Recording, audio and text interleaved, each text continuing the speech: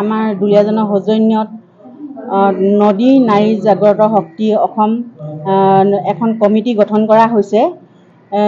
যি কমিটিখনৰ আমাৰ মুখ্য সচিব হৈছে বৈকুণ্ঠ পাঠক ডাঙৰীয়া।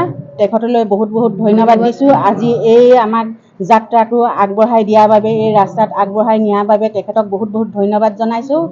আৰু আমি আগবাঢ়ি আহিছোঁ, যিসকল নিৰ্যাতিত নাৰী পুৰুষ, অকল নাৰীয়ে নিৰ্যাতিত হোৱা নাই, আমাৰ বহুত পুৰুষো নিৰ্যাতিত হৈছে। সেইবাবে আমি তেওঁলোকক সহায় কৰিবৰ কাৰণে আগবাঢ়ি আহিছোঁ।